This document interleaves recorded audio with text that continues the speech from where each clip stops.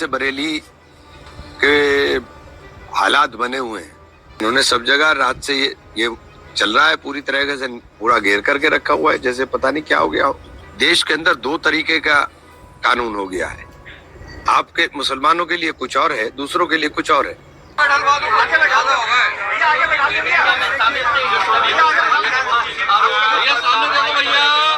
हुकूमत का जितना जुल्म ढा सकते हैं वो ढाएंगे। फुल कॉर्पोरेट इन्हीं अधिकारियों को करे, ये सब जितने खड़े सब मैंने करवाया, पूरा शहर का माहौल बनवाया। दरगाह की जो खानदान की मीटिंग थी उसमें मैं शामिल था। उसके बाद ये जाती है कि बीजेपी के जिला अध्यक्ष कहेगा कि साहब इनका घर गिरा दो, तो गिरा माहौल बनवाया। गुड आफ्टरनून दोस्तों, आप देख रहे हैं अशरफ जैन को और मैं आपका दोस्त मोहम्मद अशरफ जैन।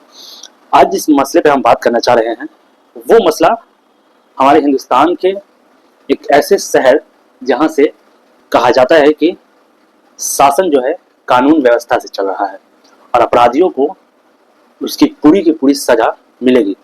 लेकिन जब हम सजा को देखते हैं तो एक तरफा सजा दिया जाता है, एक खास कम्युनिटी को सजा दिया जाता है और एक खास कम्युनिटी को रियायत दिया जाता है।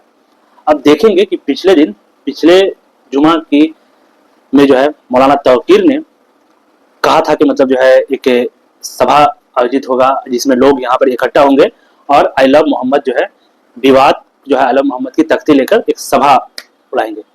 उस बात पर जो है जिस तरीके से मुसलमानों को यानी यूपी के बरेली के मुसलमानों को जिस तरह से परेशान किया जा रहा है, ये एक सवाल भी है और एक ये भी है कि क्या कानून इसकी इजाजत देती है। जहां एक तरफ मुख्यमंत्री का बयान आता है कि बयान में भी आप देखेंगे कि बयान किस तरह से होता है कि एक खास कम्युनिटी को टारगेट करना। वो मेंशन करते हैं कि मौलाना को लग रहा था कि पिछले शासन की सरकार ने है और जो करना चाहेंगे कर लेंगे। क्या इस देश में आई लव मोहम्मद कहना या किसी लोकतांत्रिक देश में अपने धर्म का प्रचार प्रसार करना या अपने पैगंबर को पुकारना या उसकी तख्ती लगाना, क्या इस देश में अपराध है इस बात का? और उस अपराध पे पुलिस द्वारा जो कार्रवाई की जा रही है एक आम नागरिक पर और उस पे क्या कानून या इस देश का सिस्टम इस बात की इजाजत देती है या इस देश में वो सिस्टम को जैसे तोड़ मरोड़ के इंसान जो है यूज करे वैसे ही यूज किया जा रहा है और एक खास कम्युनिटी के प्रति यानी मुस्लिम कम्युनिटी के प्रति जो भी हथकंडा हो सके वो अपनाकर मुस्लिम को प्रताड़ना की जा रही है। अब देखेंगे कि भीड़ में किस तरीके से जो है आई लव मोहम्मद लोग अपना आई लव मोहम्मद के नारा लगा रहे थे और आई लव मोहम्मद का अपना पोस्टर लिए हुए थे। लेकिन उस पोस्टर में पुलिस के द्वारा बाकायदा कहा जाता है कि कुछ लोग जो है उधर से नारेबाजी किए और मतलब पुलिस जो है पुलिस पे पथराव किया। इस देश में पहली बात तो मुस्लिमों को इतना डराया जा रहा है कि अगर वो कहीं रैली निकालता भी है किसी मुद्दे पे या कहीं अपना विरोध प्रदर्शन करता ही है, पहली तो बात इस देश में मुस्लिमों को दबाकर उसकी विरोध प्रदर्शन करने ही नहीं दिया जाता है। अगर कहीं मुस्लिम विरोध प्रदर्शन करता है जो उनका कानूनी राइट्स है तो उस राइट्स को ऐसे टूल की तरह इस्तेमाल किया जाता है कि कहा जाता है कि उन्होंने पहले पत्थरबाजी की, फिर वो पुलिस पे फायरिंग किया, तब जाके जो है पुलिस ने उन पर कार्रवाई की। क्या इस देश में इंसाफ है अभी भी?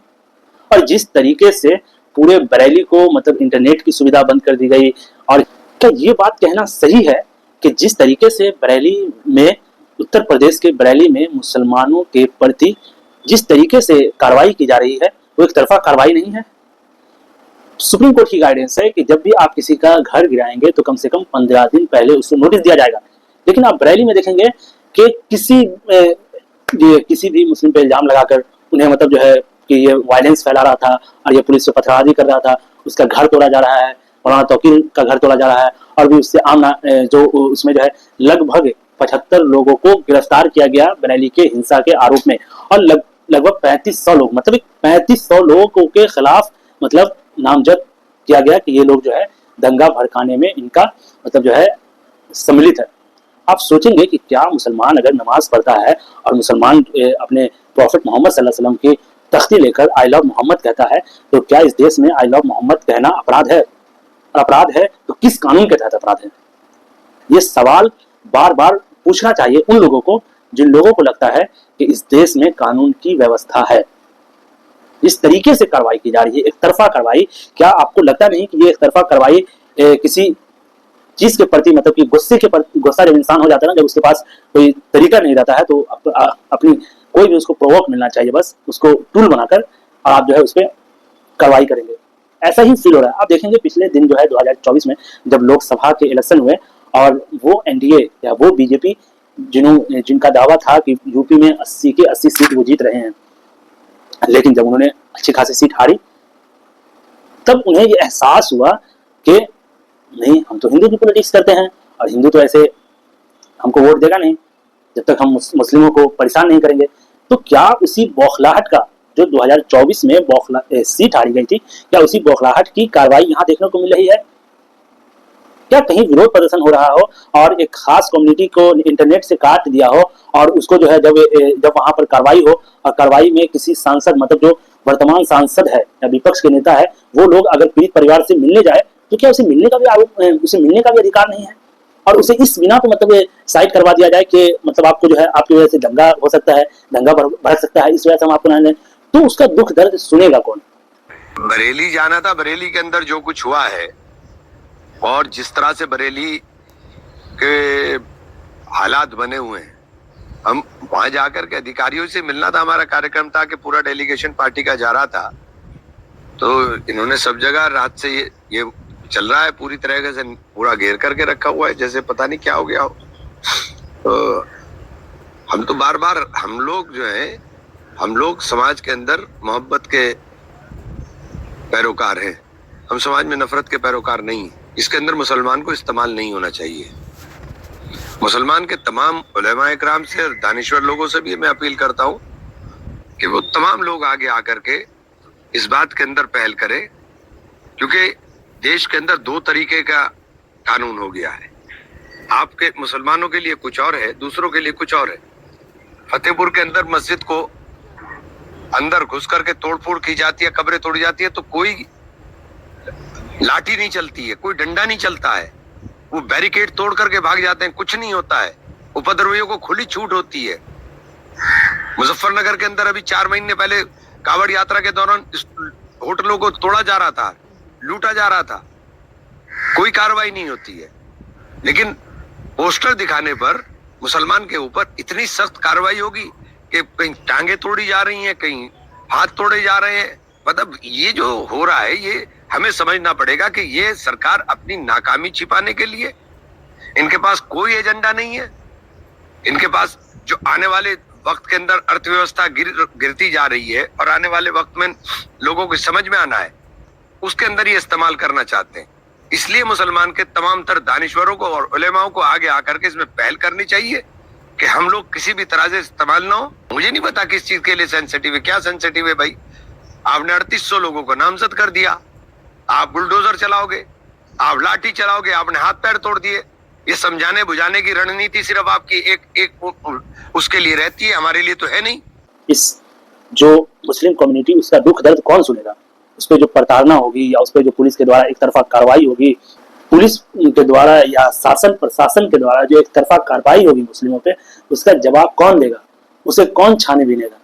लेकिन इस देश में या कहें तो उत्तर प्रदेश में इस चीज को देखा जा रहा है कि गलती सेम गलती, मतलब 2 लोग करता है तो उसको जो है अलग सजा मिलती है और एक को अलग सजा मिलती है। आप देखेंगे पिछले कुछ दिन पहले का ही मामला है कि एक ईदगाह में कुछ हिंदू संगठन के लोग वहां पर जाकर उसको तोड़फोड़ करते हैं और वहां पर वही पुलिस, उत्तर प्रदेश की पुलिस देख रही होती है और उसको रोक नहीं पाती है, और वो तोड़ते हैं वो ईदगाह को और वहां पर हवन करते हैं, यानी पूजा करते हैं, और उसके बाद जो है उस पर कोई कार्रवाई नहीं होती है। उस पर आप देखेंगे कि वैसे लोग जो उस ईदगाह में गए थे या तोड़फाड़ किए, उनके किसी के घर पे बुलडोजर नहीं चला, उनको किसी को अरेस्ट नहीं किया गया, और वो बड़े मस्त से आए, ईदगाह में तोड़फाड़ किया, ईदगाह में पूजा पाठ किया और उसके बाद से उन्हें जाना पड़ा। तो सवाल फिर वही आता है कि क्या यूपी में, उत्तर प्रदेश में क्या कानून व्यवस्था है या एक तरफा कार्रवाई की जा रही है?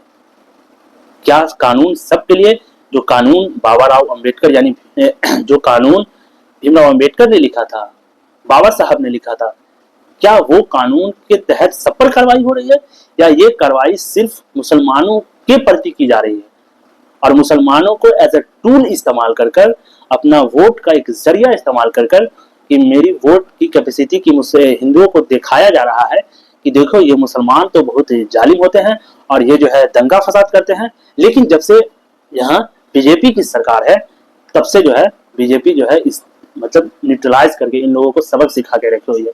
क्या ये साबित करना चाह रही है? तो क्या इसको इंसाफ, मुसलमानों को इंसाफ कौन दिलाएगा?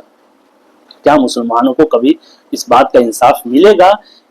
हो सकता है कि कुछ लोग उसमें जो है बयानबाजी किए होंगे, लेकिन क्या अगर बयानबाजी की तो एक तरफा कार्रवाई 3500 लोगों पे आप नामजद कर देते हैं और उसके बाद से उसे इस तरीके से मारते हैं कि वो जो है लंगड़ाते लंगड़ाते हुए मतलब गाड़ी से उतरता है। पुलिस वैन से आप देखेंगे, वो सीन भी आप देखेंगे कि किस तरीके से पुलिस वैन से इंसान निकलता है और माफी मंगवाता है उसको। क्या आपने जब वो ईदगाह का मामला हुआ था जिसमें हिंदू संगठन ने ईदगाह पर चढ़ाई कर और वहां पर पूजा पाठ किया था, तो क्या वो लोग को भी आपने इस तरीके से मारा था? सवाल है, प्रशासन से ये सवाल होना चाहिए। और उसे भी जेल में बंद किया था, उसे भी हाथ जोड़कर माफी मंगवाया था? नहीं, आपने नहीं मंगवाया था। इसीलिए सवाल उठेगा कि यहाँ मुस्लिमों के खिलाफ प्रताड़ना की जा रही है, तो क्या मुस्लिमों को इस बात की चिंता नहीं होगी कि उसे एज अ टूल इस्तेमाल कर कर, उसे अपने वोट का जरिया का इस्तेमाल कर कर लोगों को दिखाया जा रहा है कि यहाँ तो बीजेपी की सरकार है और इसी वजह से जो है ये लोग खराब होते हैं, ये लोग दंगाई होते हैं और जब भी ये लोग दंगा करते हैं तो इसे बीजेपी की सरकार जो है इसे सबक सिखाती है, तो इसीलिए बीजेपी को वोट दो। क्या यही साबित करना चाहते हैं उत्तर प्रदेश की सरकार? और विपक्ष को इस बात का सोचना चाहिए कि जिस तरीके से बरेली में मुसलमानों के साथ एक तरफा कार्रवाई हो रही है, वो कहां पर है? वो क्यों नहीं आगे आकर मुसलमानों का साथ दे रही है? वो क्यों नहीं आगे आकर मुसलमानों के लिए आगे आकर वो कह रही है? क्या इस देश में सिर्फ एक खास पर्टिकुलर लोगों के लिए ही कानून व्यवस्था है, खास पर्टिकुलर लोगों के लिए ही न्याय है, बाकी लोग को जैसे तैसे कार्रवाई की जाएगी? और विपक्ष की एक अहम जिम्मेदारी बनती है कि वो आगे आकर पीड़ित परिवार को इंसाफ दिलाने का काम किया जाए, क्योंकि पीड़ित परिवार ने अगर आपको वोट दिया है, आपको चुना है, तो आपको इंसाफ के लिए चुना है कि आप बुरे वक्त में उसका साथ देंगे, लेकिन आप तो साथ दे नहीं रहे हैं। शासन जुल्म पे जुल्म किया जा रहा है, जुल्म की इंतहा पार किया जा रहा है, लेकिन जो है आप उसका साथ तो नहीं दे रहे हैं, लेकिन चुप खामोश बैठे हुए हैं। तो क्या कब तक मुसलमानों को टूल इस्तेमाल कर कर हिंदुओं से वोट इकट्ठा की जाएगी? ये सवाल है। हिंदुस्तान है, यहाँ कानून व्यवस्था है, यहाँ पर जिस तरीके से एक हिंदू भाई को मतलब जो है हर चीज की आज़ादी है, उस तरीके से एक मुसलमान को भी आज़ादी है हर चीज का। तो हर लोग कानून व्यवस्था के तहत चले, ना कि अपने हिसाब से चले और सवाल करते रहे और लोगों से इस बात की हिदायत देते रहें कि किसी मुस्लिम पे जुल्म करके या मुस्लिमों के खिलाफ कार्रवाई करके किसी को भला नहीं होने वाला है। यानी मतलब कि हम कह सकते हैं कि मुस्लिमों पे एक तरफा कार्रवाई करेंगे, उससे हिंदू प्रति का विकास हो जाएगा, तो विकास ना हो। विकास का नाम है सम्मिलित विकास होता है। मतलब कि एक कम्युनिटी में अगर मुस्लिम रह रहा है, हिंदू रह रहा है, तो सबका विकास होगा, किसी एक का विकास नहीं होता है। किसी एक पे आप प्रताड़ना देखकर आप चुप रहते हैं तो इसे कहा जाएगा कि आप उस जुर्म में शामिल थे, जब तक आप आवाज नहीं उठाएंगे। मैं चाहता हूं कि ऐसे हिंदू भी इस जुर्म के खिलाफ आवाज उठाएं और बोले और पूछे कि वाह ऐसा क्यों हो रहा है, तभी हो पाएगा। अब देखेंगे कि इमरान मसूद जो सहारनपुर के सांसद हैं, उन्होंने जब पीड़ित परिवार से मिलने की कोशिश की जाने की, तो उनको अरेस्ट कर लिया गया, हाउस अरेस्ट कर लिया गया। तो क्या इस देश में यही शासन है कि विपक्ष अगर पीड़ित परिवार से मिलने जाता है तो उसे हाउस अरेस्ट कर लिया जाएगा? और ये देश और ये कानून व्यवस्था तो समझ में आएगा या ये कानून व्यवस्था मुसलमानों को इंसाफ दिला पाएगी या नहीं? आप देखेंगे जो पिछले दिन इंटरव्यू लिया गया है जिसमें जो है भूतपूर्व जज जो है चंद्रचूड़ का जो है, तो उन्होंने क्या इस तरीके से बाबरी मस्जिद के बारे में भी उन्होंने कहा था, खुलासा किया था। तो इस बात से भी मुसलमानों के दिल में तो संदेह उठती है। उन्हें एक कानून व्यवस्था से इंसाफ की उम्मीद थी, वो भी उनका साथ छोड़ता, तो कहाँ जाए आखिरकार मुस्लिम।